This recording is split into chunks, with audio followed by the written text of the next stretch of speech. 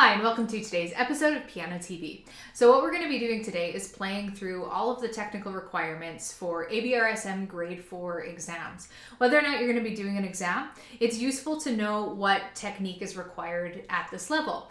So what we're going to do in this video is I'm going to play through all of the scales and arpeggios that are required for grade 4. I'm going to play along with the metronome with the required suggested tempo.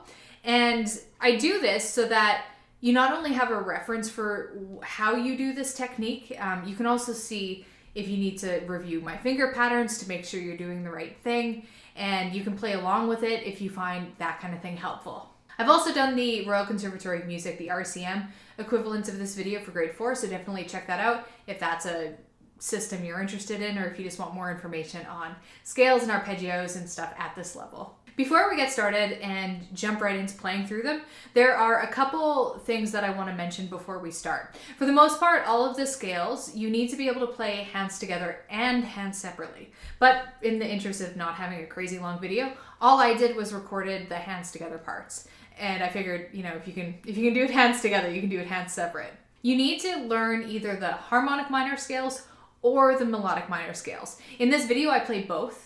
But you don't need to learn both. You basically just pick one, choose it, and learn those. I'm not going to play through all of the different chromatic scales for this video because, a chromatic scale is the exact same finger pattern regardless of what note you start on. So for the chromatic scale, I'm just going to play one, and I do it hands together starting on C.